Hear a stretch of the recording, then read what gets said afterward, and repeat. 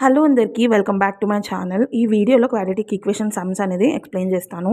So first question ఏం తీసుకున్నానంటే 2x² + 7x + 6 = 0 తీసుకున్నాం.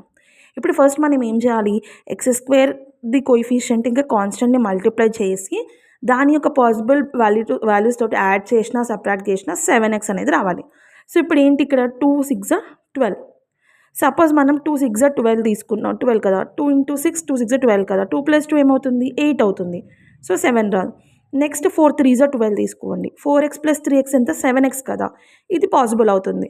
అప్పుడు ఏం చేయాలి మనం, 2x² + 4x + 3x + 6 = 0. అప్పుడు ఏమవుతుంది, ఈ రెండిట్లోకి వెళ్ళి 2 కామన్ తీస్తే 2x కామన్ తీయాలి. అప్పుడు ఏమవుతుంది, x + 2 అవుతుంది. ఈ రెండిట్లోకి వెళ్ళి 3 కామన్ తెలిస్తే x + 2 అవుతుంది. సో ఇప్పుడు ఏంటి, సపరేట్ రాసుకోవాలి. 2x + 3 ఇంకా x + 2 సపరేట్ రాసుకోవాలి.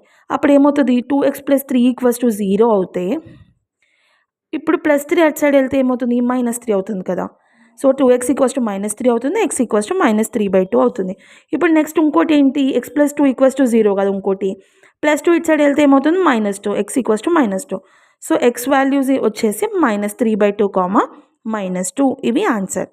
ఐ హోప్ ఈ వీడియో మీకు నచ్చింది. వీడియో మీకు నచ్చినట్లయితే లైక్ చేయండి, షేర్ చేయండి, నా ఛానల్ని సబ్స్క్రైబ్ చేయండి. Thank you.